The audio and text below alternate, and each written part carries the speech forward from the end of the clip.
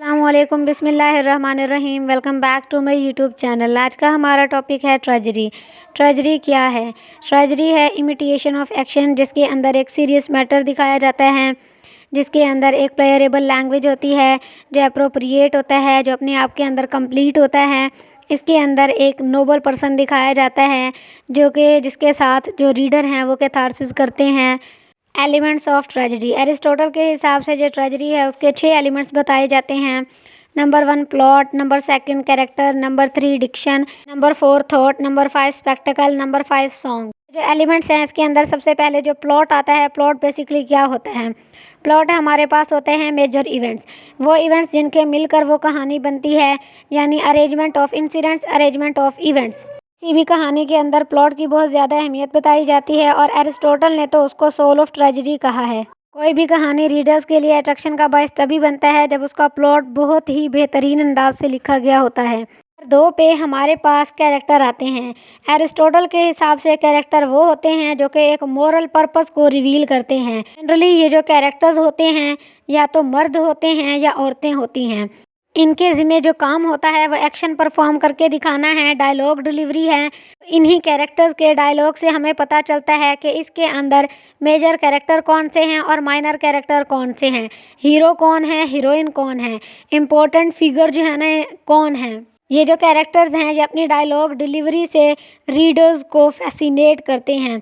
ये अपने dialogue delivery से रीडर को अट्रैक्ट करते हैं, ऑडियंस को अट्रैक्ट करते हैं और उनके अंदर उन इमोशंस को प्रोवोक करते हैं जो कि उस कैरेक्टर से रिलेट करते हैं, ताकि वो जो लोग हैं वो उसके साथ सिंपैथी कर सकें, उसके साथ कैथारसिस कर सकें।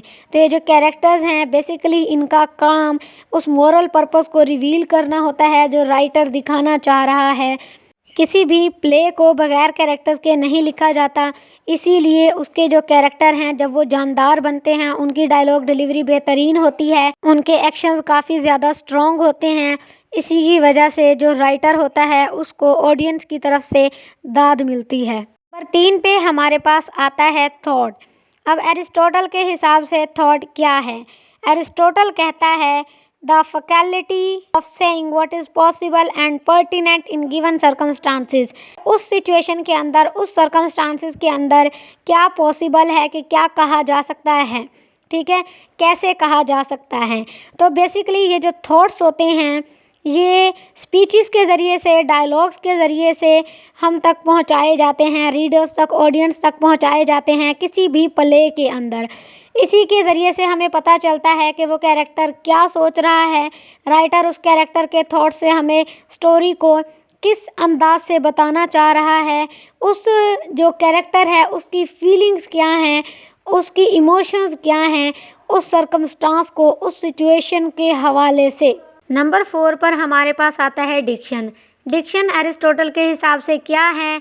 The expression of meaning in words, कि आपका जो मतलब है वो लफ्ज़ों के ज़रिए से जब हमें पता चलता है, जब रीडर्स को पता चलता है, ऑडियंस को पता चलता है कि राइटर क्या कहना चाह रहा है, उस कैरेक्टर के जो वर्ड हैं वो हार्श हैं या फिर जो है ना उसके अंदर कोई सैड रियलिटी दिखाई गई है, तो वो बेसिकली जो डायलॉग डिलीवरी होती है, वो जो लैंग्वेज होता है जो राइटर ने इस्तेमाल किया हुआ होता है, वो उस कैरेक्टर के थॉट्स, फीलिंग्स, इमोशंस के बारे में बताता है और उस सिचुएशन के बारे में कि ये जो कैरेक्टर हैं ये किस सिचुएशन से गुज़र रहा है, किस मूड से गुज़र रहा है, इसके आसपास का एनवायरनमेंट कैसा है, इसके साथ क्या हुआ है।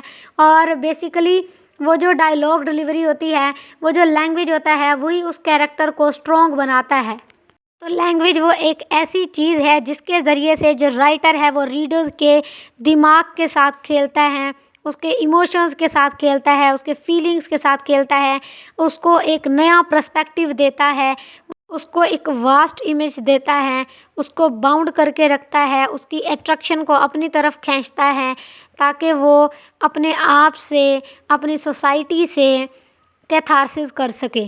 नंबर 5 पर आते हैं सॉन्ग। अब सॉन्ग क्या चीज़ है? सॉन्ग पहले ज़माने में जो किसी भी प्ले के अंदर डाले जाते थे वो क्रॉनिकल फॉर्म के अंदर होते थे, वो रीडर्स का टेस्ट डेवलप करते थे उस ड्रामे के हवाले से। वो मेलोडियस होते थे, इसलिए रीडर्स को, ऑडियंस को बहुत अच्छा लगता था उस ड्रामे को देखकर कि ये जो सॉन्ग हैं ये एक रोमांटिक एलिमेंट पैदा करते थे उस ड्रामे के अंदर। लास्ट एलिमेंट है ट्रेजडी का, वो है स्पेक्टेकल। स्पेक्टेकल के अंदर बेसिकली जो वो प्ले है उसके कॉस्ट्यूम के बारे में, सीनरी के बारे में, एक्टर्स के एक्शन के बारे में, साउंड म्यूज़िक के बारे में और एक्टर्स के वॉइसेस के बारे में बात की जाती है। यानी प्ले के अंदर एक सेंसरी जो इफ़ेक्ट है वो इसी स्पेक्टेकल के ज़रिए से ही आता है। स्पेक्टेकल ऑडियंस के लिए बहुत ज़्यादा ज़रूरी होता है क्योंकि ऑडियंस ही इस चीज़ को नोट करते हैं कि उन्हें कैसी सीनरी दिखाई गई है, जो लोग हैं उन्होंने मौके के निस्बत से कॉस्ट्यूम पहने हुए हैं या नहीं, और जो उनके एक्शन हैं वो उस इन्वायरमेंट के साथ, उस सीन के साथ सूट कर रहे हैं या नहीं। तो आज हमने पढ़ा ट्रेजेडी के बारे में और उसके एलिमेंट्स के बारे में, जिसको एरिस्टोटल ने कुछ इस तरह से डिफ़ाइन किया।